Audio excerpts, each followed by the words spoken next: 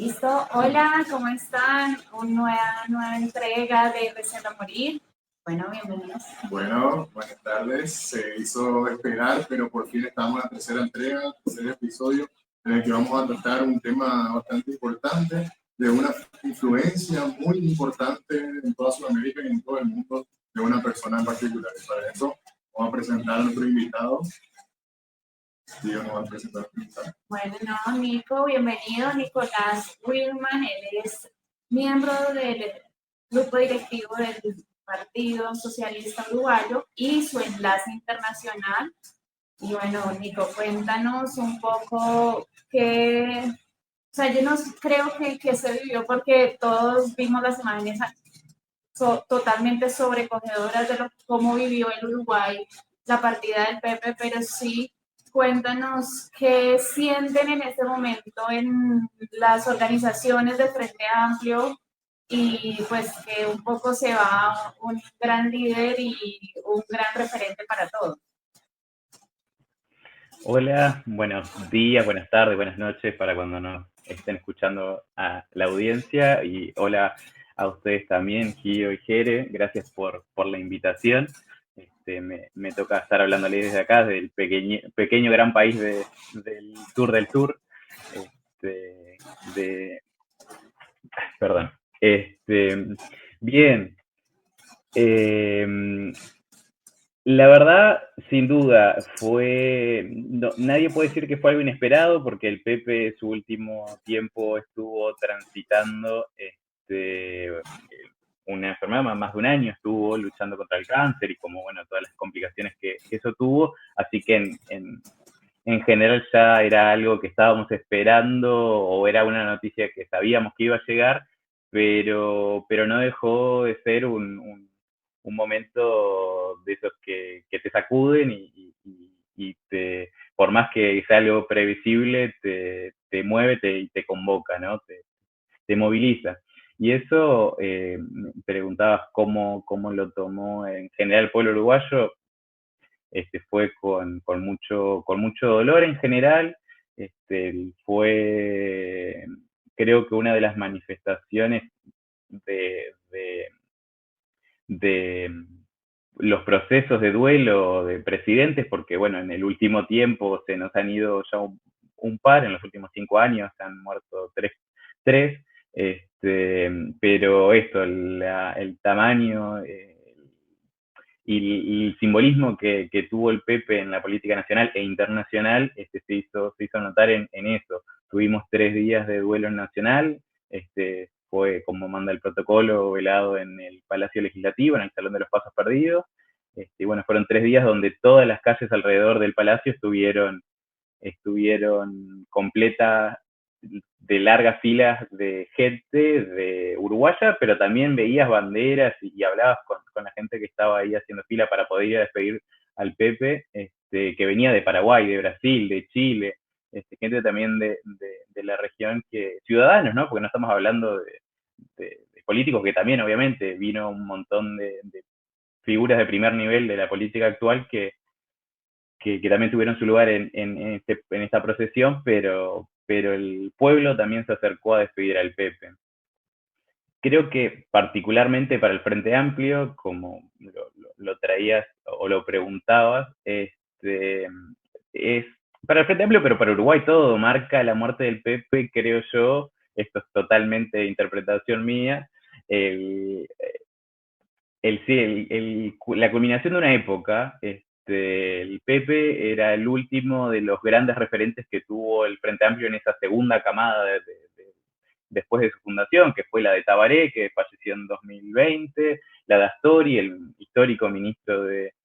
Economía, y también un rol importantísimo en lo que fue el Frente Amplio previo y durante los gobiernos, en la era progresista.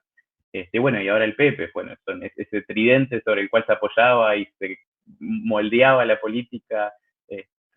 a nivel del Frente Amplio, y una vez en el gobierno a nivel nacional. Eso tiene un peso hasta simbólico en ese sentido. Hay un recambio generacional en las figuras políticas, en los liderazgos, que bueno, después de 5 años de un gobierno de derecha, que fue cuando 2020 se perdió el gobierno, después de 15 años, que bueno, fue la era progresista que mencionaba, logramos retomar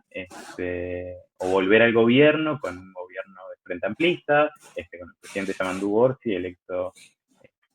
a finales del año pasado y asumió ahora en marzo, por lo cual el PP logró ver el retorno del Frente Amplio del gobierno, lo cual es no menor. Tabaré no lo pudo hacer, Astori tampoco, pero eso simboliza y siento yo que creo que marcó uno de esos hitos de la historia, pero por el propio peso que tuvo él como figura política. Capaz un par de aclaraciones sin que duda. me quedaron ahí pendientes. Sí. ¿Desapareció? ¿Cómo? Sí, okay. No, era aclaraciones de la presentación. Soy parte de la Dirección Nacional de la Juventud Socialista y secretario de Relaciones Internacionales de la Juventud también. Sí, sin duda resaltabas algo muy interesante en cuanto a Pepe. Yo creo que su influencia no solamente se vio desde su presidencia o mucho antes de su militancia, sino que después de haber terminado su periodo presidencial aún ha sido una fuente de inspiración para muchos jóvenes, ¿verdad?, que hoy se ven dolidos. Yo creo que hace pocos años, en el 2023, tuvo la visita en mi país y fue impresionante la recepción que tuvo, el impacto que tuvo en los jóvenes. Y vos lo veías en esa época ya, sí, ya una persona con poca fuerza, pero con una vitalidad jovial impresionante, ¿verdad? Creo que eso resalta, eso impactó mucho y eso hace que aún siendo una persona ya mayor, sea una persona que realmente sea un ejemplo, no solamente en su liderazgo, sino que ampliando más en su humildad, en su valor como persona, ¿verdad? Creo que esa mirada de él ha hecho que impacte tanto y que justamente se vea tanto en esas banderas que hayas visto diferentes a la de Uruguay. No, totalmente. Yo siempre, para intentar explicar el fenómeno Mujica, cuando hablo con compañeros que no son, y compañeras que no son de Uruguay, porque bueno, obviamente lo podríamos o por lo menos yo lo separo en 3 grandes áreas, que son, bueno, la figura histórica que representa, porque bueno, eso tiene una épica, una construcción de su figura política de larga data. La figura histórica, el actor político nacional, que ahí es donde hay más claroscuro y donde puede haber más diferencia y más polémica al interior de nuestro país, incluso con, bueno, su figura y su rol histórico también, pero lo que sin duda fue una construcción bastante unánime y reconocido por todo el mundo, justamente esa faceta de rockstar internacional en la cual desde su total sencillez, coherencia y humildad, porque creo que eso era lo que construía con coherencia, como acabo de decir, de las cosas simples. Yo creo que esa simpleza que no estamos acostumbrados en la política, en los niveles presidenciales también, fue un poco sumado a su muy buena oratoria y bueno, y su visión del mundo hizo que eso sea muy convocante en tiempos donde justamente no son los discursos que priman y no es hacia donde estamos yendo, desgraciadamente. Hoy están siendo tiempos bastante oscuros en general, en todos lados, y bueno, perder una figura de esa, que era como un faro, una luz en medio de todo esto, para la izquierda y el progresismo internacional es una gran pérdida. Yo creo que para las democracias en general, porque tenía una construcción muy, muy demócrata en ese sentido. Gracias. Okay. Yo creo que no va a cortar lo que querías decir. Lo que queremos preguntar es, mira, yo sé que se sabía que que estaba pronta su partida, pero creo que algo que es muy importante que nos llegaba a analizar eso y la manera en la que él quiso morir dignamente era el tema de poder tener políticas públicas, sobre todo en salubridad, si quieres centrémonos aquí en esta primera instancia, de avanzada, por llamarlo de alguna forma, en la que se reconociera usos tanto medicinales como recreativos, pero con todo el acompañamiento del sistema sanitario para el uso de la marihuana, que se reconocieran procesos de avance en la interrupción voluntaria del embarazo, pero también creo que junto con Argentina, pero en el caso de Argentina también fue un tema muy de presión social, el tema de garantizar el acompañamiento para procesos de fertilización en las mujeres que no podían quedar embarazadas y que se incluyeran en el sistema sanitario. Pero también el tema de, y fue muy de avanzada, el tema de decidir no seguir sufriendo cuando ya no hay manera de tratar. Y eso nos lleva al tema de poder tener un proceso de eutanasia regido y acompañado por el sistema sanitario. Y eso se da también gracias a una sociedad que también piensa diferente, porque muchos de los países, no sé si en Paraguay, en Colombia, tenemos varias de esas políticas, no todas, pero están en la norma,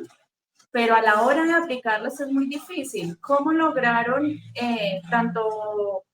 Pepe como sus ministros, pero también los antecesores que nos dijiste y los predecesores, poder ejecutar esto teniendo ese acompañamiento de la sociedad? Creo que eso es un ejemplo y es algo que en las sociedades de Latinoamérica hemos envidiado un poco porque es muy difícil lograr la garantía de derechos después de que se obtiene la norma, pues. Bien, ahí nos metemos derecho con el Pepe, figura, actor de la política nacional. A ver, para contextualizar, el Frente Amplio tuvo 3 periodos de gobierno, 2 de Tabaré Vázquez al inicio y al final, y el del medio fue el que ocupó el cargo de la presidencia, el Pepe. La gran mayoría de lo que fue la aprobación de la agenda de derechos estuvo en ese periodo, en el periodo de Mujica, que son la mayoría de las leyes que mencionabas, la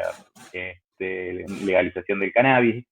la ley de interrupción voluntaria del embarazo, el matrimonio igualitario, y un largo etcétera. No creo, o sea, hay varios factores que influyeron. Primero, no fueron, estos temas fueron largamente trabajados, impulsados durante décadas por los movimientos sociales. Lo que ocurrió en este periodo particularmente fue justamente eso, fue una apertura y una canalización de la izquierda en el gobierno, del progresismo en el gobierno, para darle paso de la mano con las organizaciones sociales a los procesos legislativos que terminaron aprobando y poniendo a Uruguay en la vanguardia de varios de estos asuntos. También y gran parte de esta plataforma de reivindicación y de agenda legislativa, tengo el placer o el honor de decir que pertenezco a la juventud del partido que los impulsó históricamente desde el retorno de la democracia, la ley de interrupción voluntaria del embarazo, la ley de legalización del cannabis, fueron leyes impulsadas por el Partido Socialista que, bueno, en ese segundo periodo de gobierno logran también, con sus modificaciones, idas y venidas en el trabajo parlamentario, logran consolidarse y aplicarse. Después está, bueno, la cuestión de, una vez aprobada, cómo hacemos que esto funcione. La realidad es que ha sido disímil o dispar en las diferentes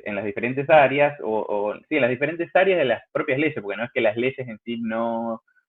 tengan este cumplimiento. Hay partes de las leyes que se cumplen en todo el territorio nacional sin ningún tipo de problema, tienen financiamientos, pero hay otras que están un poco más plegadas por la complejidad de la implementación.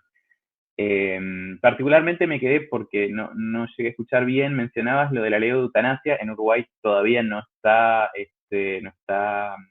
legalizado, no es una ley. En sí estamos ahora, ya hace un tiempo largo, en el Parlamento tratándolo, creo que sí, seguramente se termine de aprobar o se apruebe en este periodo, va a ser de las banderas e insignias que queden del periodo de Yamandú, pero eso, es una mezcla de impulso de los movimientos sociales, trabajo de cooperación y plataformas desde los lugares de poder, cuando el Frente Amplio está en esos lugares, y bueno, y después lo mismo al momento de la aplicación, es los movimientos sociales reclamando y teniendo un rol proactivo, decir, bueno, Estado, por más que esté administrado por el partido que permitió que eso sea legal, o que se legalizara o se implementara, seguir estando presente y cinchoneando y decir, bueno, esto no se está cumpliendo, y bueno, tener como instancias de control no solo estatales, sino también de los movimientos sociales, y que eso sirvan para impulsar.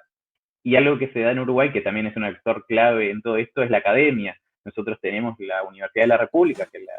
es la universidad estatal la más grande del país, también como nuestra usina académica, que también está totalmente puesta al servicio de eso. Hay un trabajo académico, un trabajo de los movimientos sociales y el trabajo político de los partidos, y bueno, cuando se está en el gobierno, desde el gobierno también.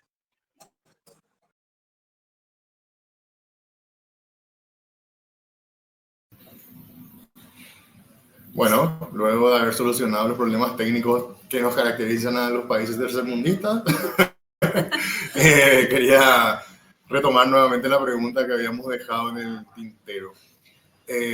Dada la gran influencia de la derecha, hoy vemos el gran impacto que tienen tanto en Estados Unidos, con Donald Trump, con Milei, con uno de los grandes referentes que está al lado nada más de Uruguay, va pasando un bus que ya estás ahí, inclusive muchos de ellos van ahí a Punta del Este a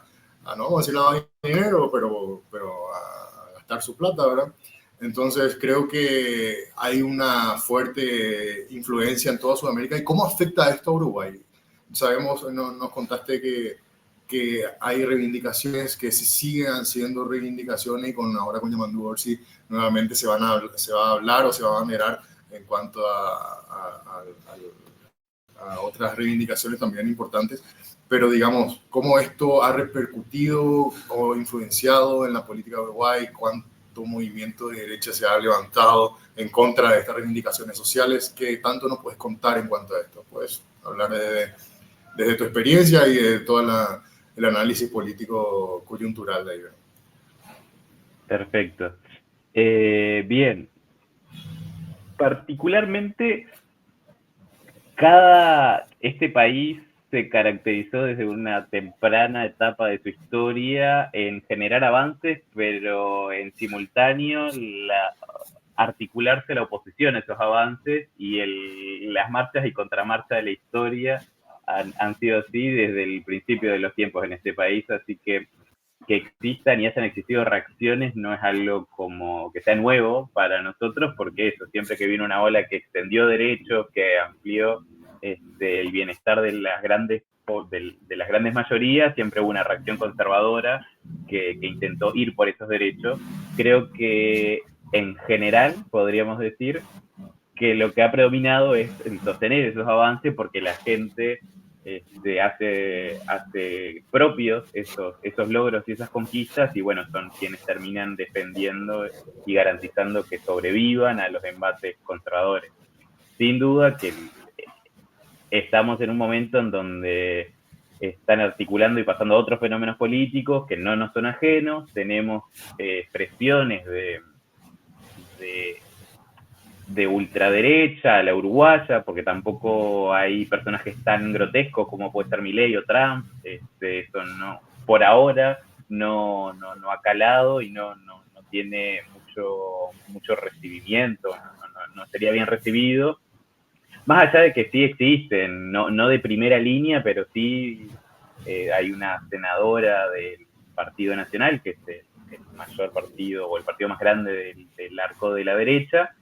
bueno, del cual era Luis Lacalle Pou, el anterior presidente, que se caracteriza por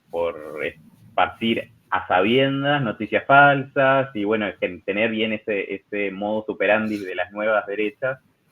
pero más allá de eso y de algún que otro fenómeno particular, no hay una equiparación tan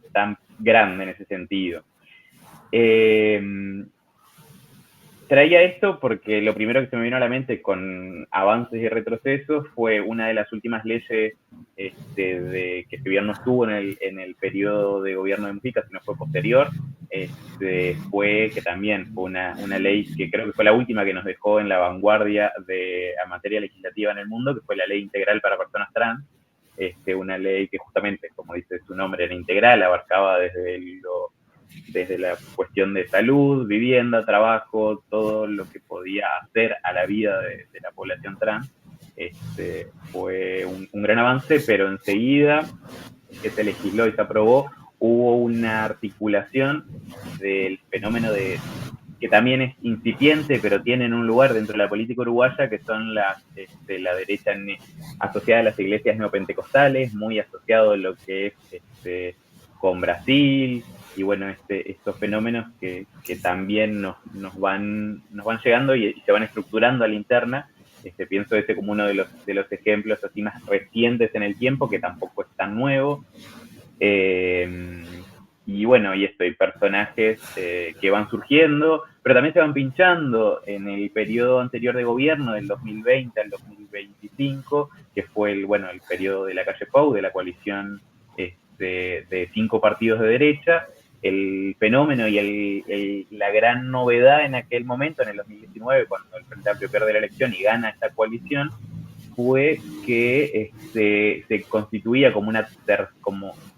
con un 11% de los votos, lo cual lo dejaba como en segundo o tercer lugar dentro de la coalición de derecha, un partido de corte militarista que reivindicaba cierta cuestión de la dictadura y con cosas que hasta ese momento no se habían expresado, por lo menos política partidariamente, por sí solos. Siempre tuvieron su lugar en los partidos tradicionales, pero no articulándose y logrando un caudal de votos considerable por sí solos. Por suerte y por la experiencia del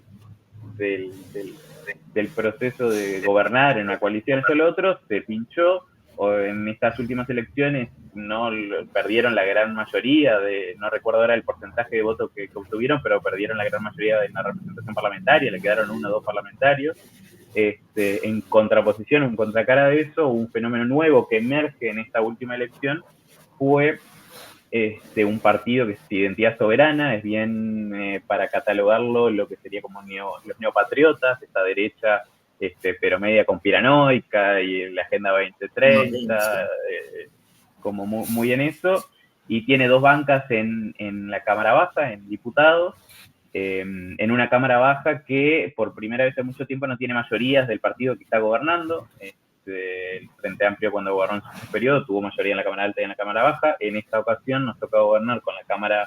con solo la mayoría en la Cámara Alta, pero no en la Cámara Baja, que entró este nuevo actor en la repartida de bancas, y bueno, quedó ni el bloque de derecha, que es la coalición republicana, ni el Frente Amplio, que es el partido de gobierno, por sí solos en la Cámara Baja tienen la mayoría, sino que, bueno, está en estos 2 bancas ahí en algún lugar del medio,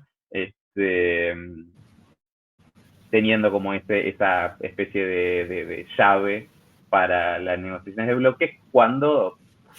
obviamente existen puentes con algunos de los partidos del bloque de derecha, que en ciertos temas, por ejemplo, el de la eutanasia que hablábamos más temprano, hay parte del Partido Colorado, que es uno de los partidos fundacionales tradicionales, que fue históricamente, o no en todos los momentos de la historia, pero en gran parte el impulsor de la agenda progresista, en su contexto, en su momento. También ahí hay posibilidades de alianzas, y bueno, eso es parte de los grandes desafíos y labores que tiene este nuevo periodo en la parte legislativa.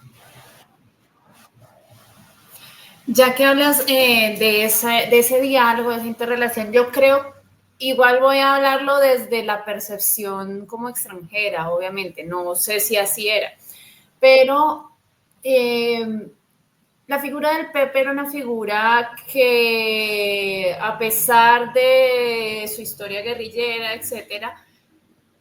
yo siento que la veían como un mediador, como alguien que podía llegar a acuerdos con diversos sectores de un espectro muy amplio, llámese de izquierda, derecha, etcétera, o de lo que denominamos el centro, pero él era un gran mediador. Esa es la percepción que tenemos nosotros, tanto así que en Colombia, de hecho,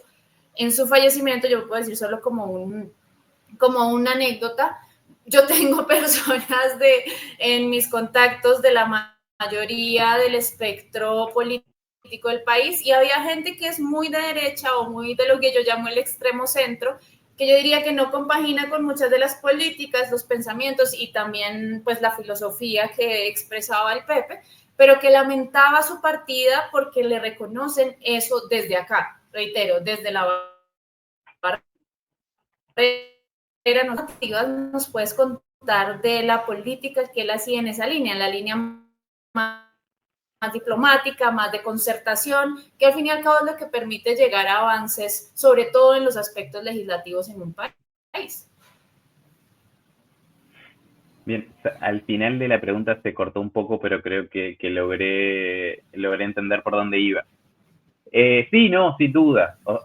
O sea, de vuelta, la figura del Pepe en su trayectoria del largo aliento, no en todos sus momentos fue así, claramente, pero si hay que ponerle un rótulo al Pepe de gobierno y de ahí en adelante, fue un pragmático, totalmente. No, creo que fue el último político uruguayo al cual todo el mundo, desde la derecha hasta la izquierda, él hablaba y lo escuchaban. Es el único político que tenía siempre un interlocutor en todos lados. Ya eso, bueno, eso también hace un poco a lo que decía al principio del programa con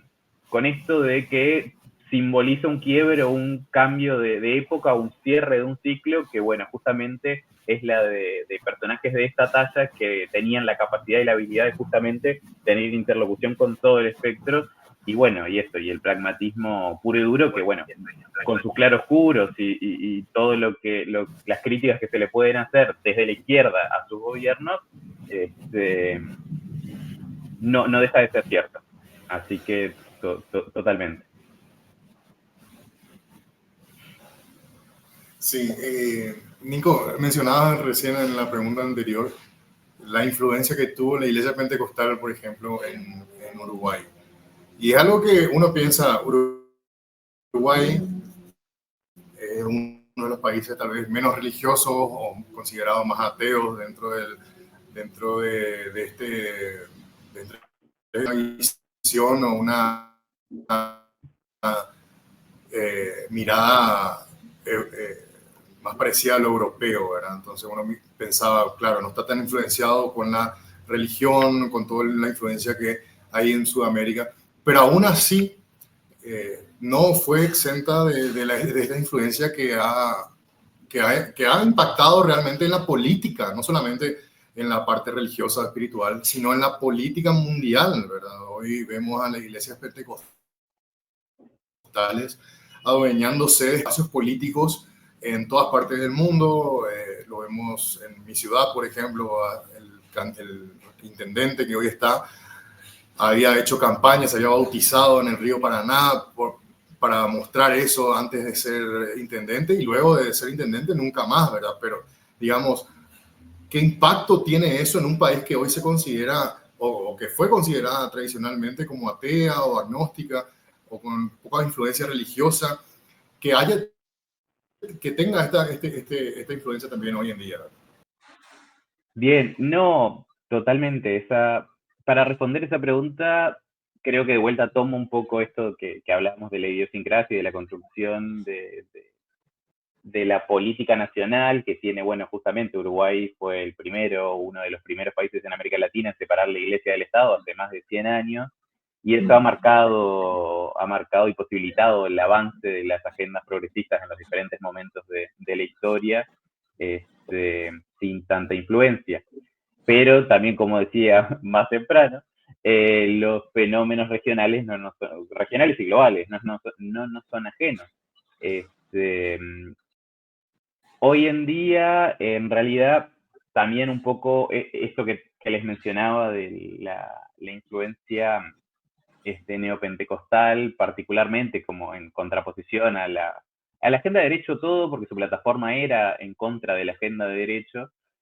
pero particularmente con lo de la ley trans, que fue donde se organizaron para juntar firmas, para hacer un proceso derogatorio, etcétera, etcétera, que por suerte se pudo frenar,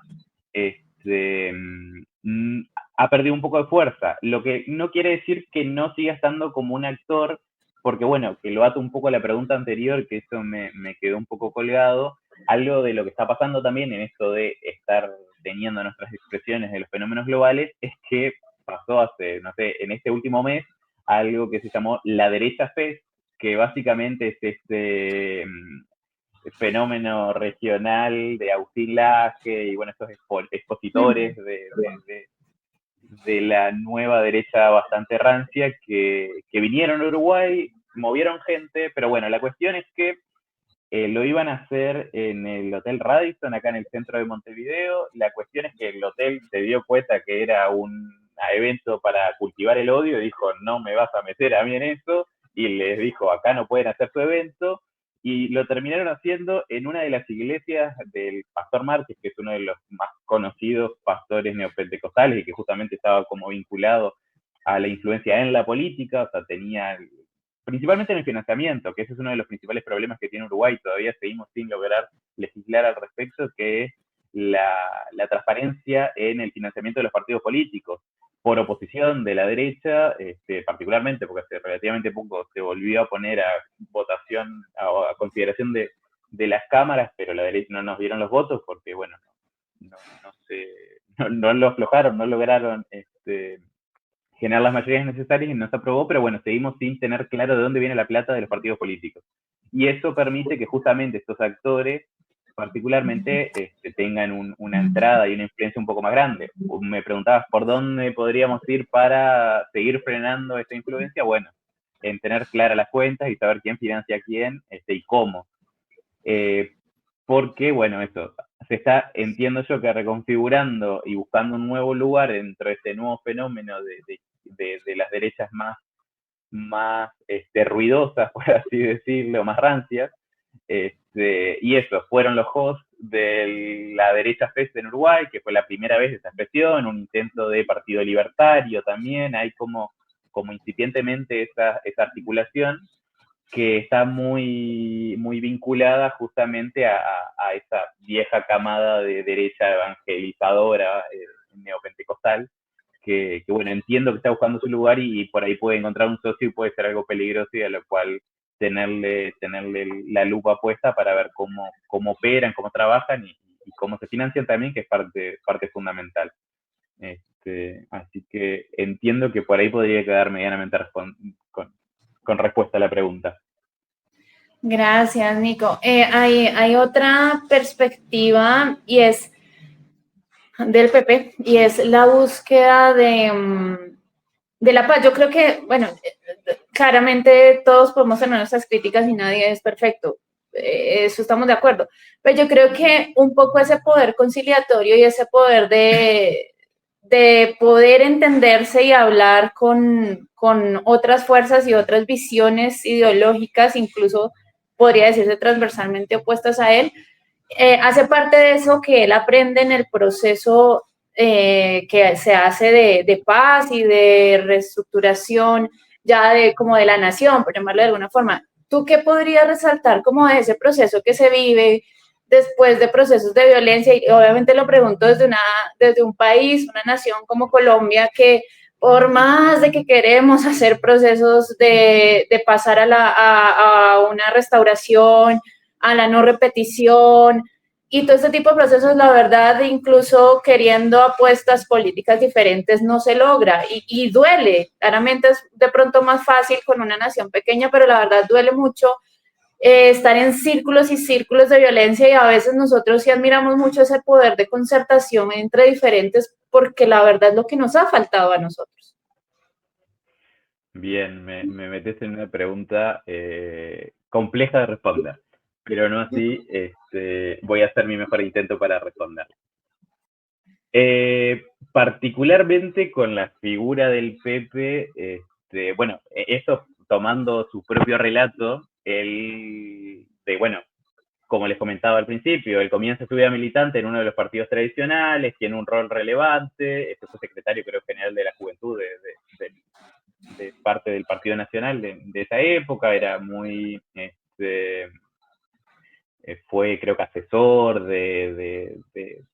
su referente político de ese momento, que incluso después se va del partido, hace coalición con el Partido Socialista, incluso en una época muy, muy confusa, que fue un intento de replicar la Unidad Popular, la UP, un desastre electoral, y bueno, ¿sabes? Cuestiones del momento. Después de ahí como que Rob entiende o que se va un poco de lo que es la vía democrática, y bueno, que se arrima ya sobre el 63, que es cuando se crea el MLN, el Movimiento Tupamaros, como, bueno, con el clima de época, con la influencia de la Revolución Cubana en las juventudes de izquierdas del continente, etcétera. Bueno, ese periodo de su vida, después el periodo de la cárcel, que él cae preso previo a la dictadura, todas sus peripecias en la primera etapa, porque ahí es cuando está como preso común en realidad, que él se logra escapar, y bueno, después es la tercera vez que cae, me parece, que lo atrapan, que ahí sí es la época más cruenta, que es en el 72, porque es el año antes del golpe, y ahí pasa los 12 años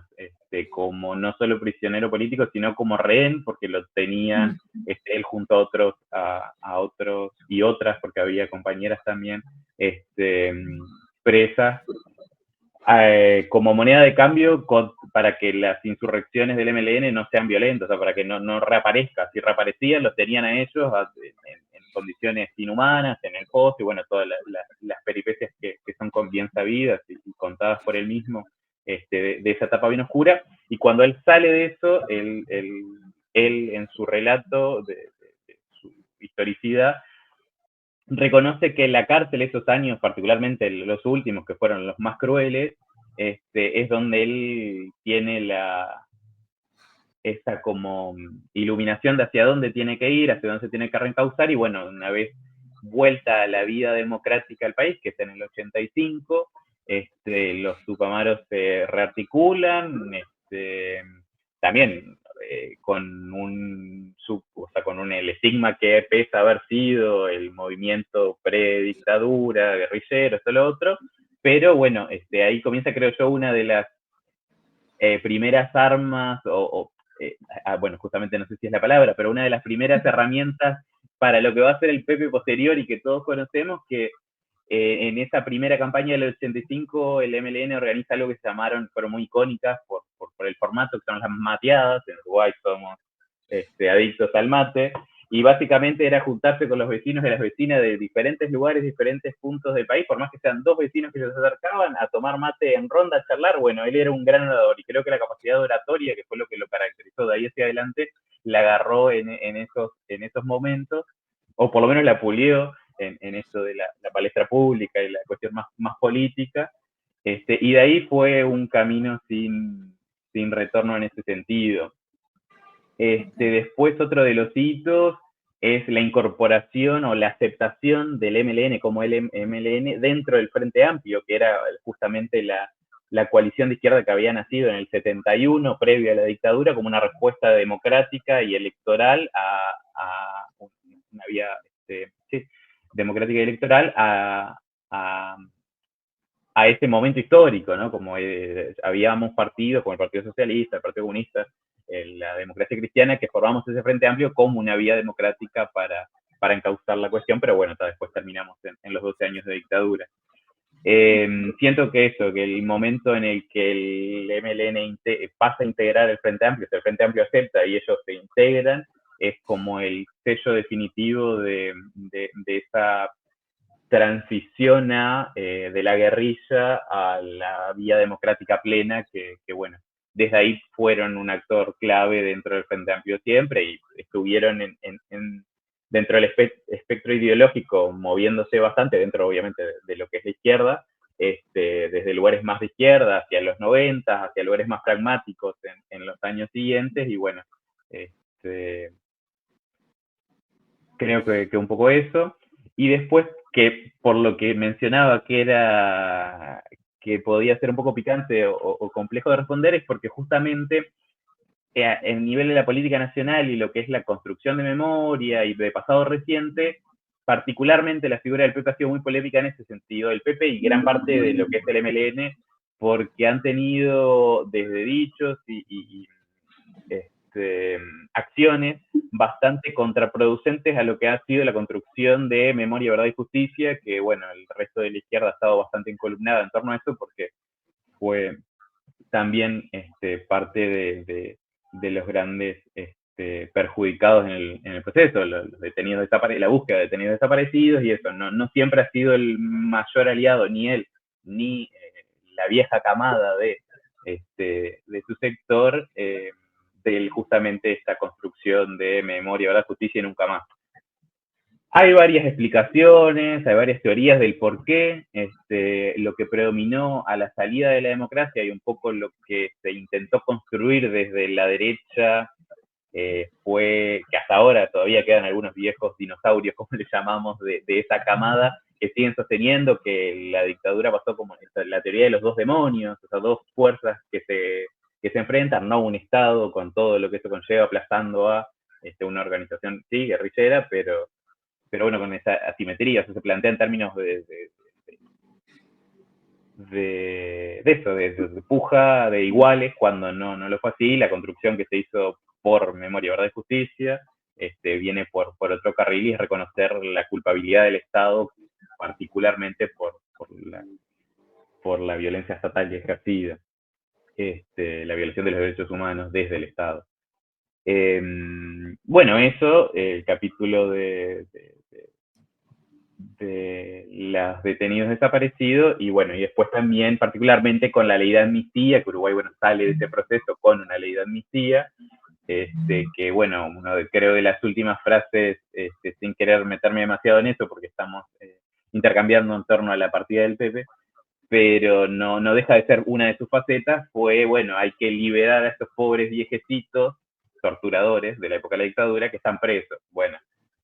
claramente desde la izquierda, hoy por suerte la gran mayoría de la izquierda, tenemos los reparos con eso, pero bueno, eso no deja de ser parte de lo que fue, y parte de su legado también, de eso que nos hizo llorar de emoción y llorar de rabia. Es esa figura que tiene esa dualidad el PP, particularmente para las personas que somos hijos de la era progresista, y fue como uno de esos presidentes que tuvimos construyendo los avances y la agenda de derecho, y bueno, y convirtiendo a Uruguay en un país un poco más igualitario y un poco más como el que soñamos, pero bueno, eso es una mezcla de todo.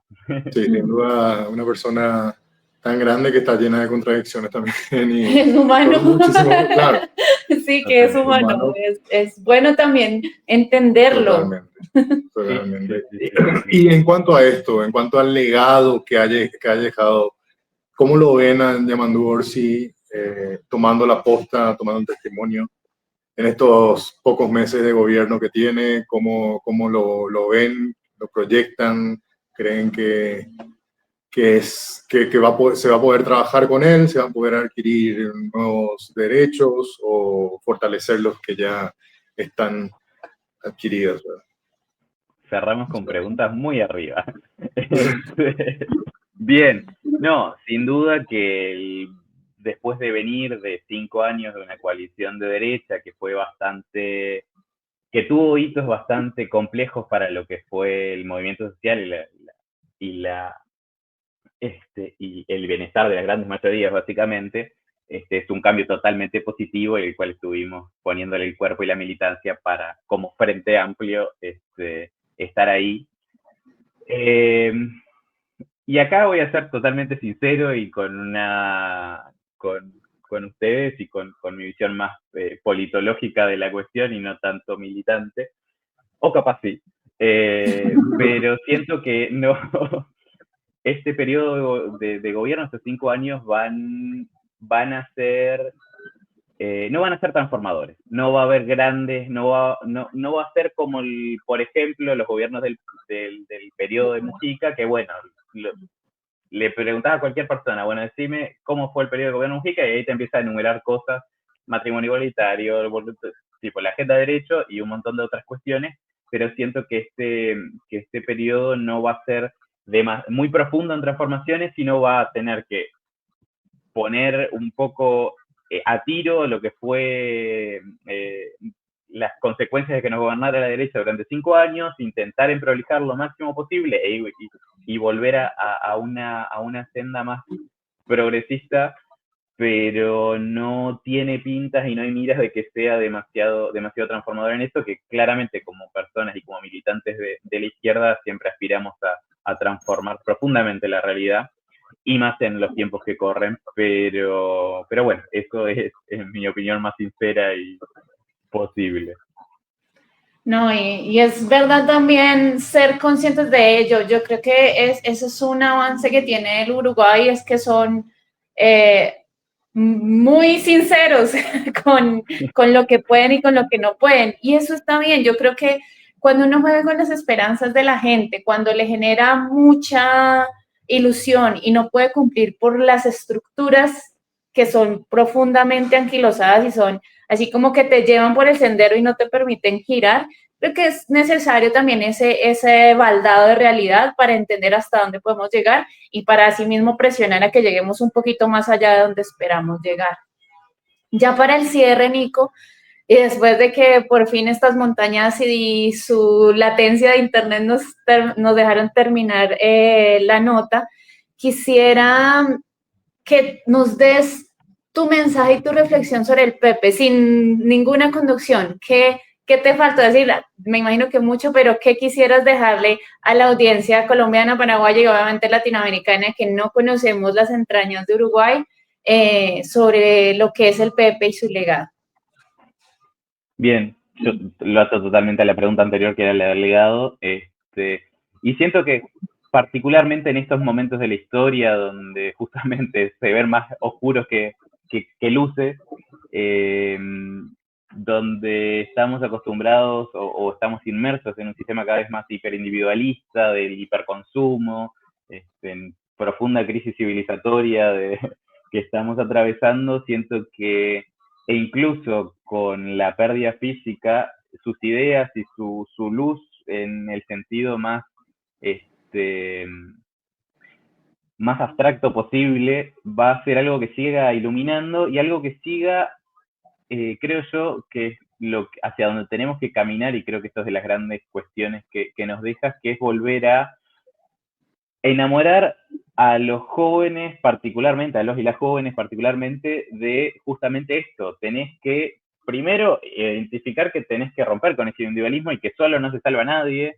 y que tenés que estar involucrado, tenés que estar involucrada en los procesos, y creo que tiene la capacidad el mensaje del Pepe en sus diferentes facetas,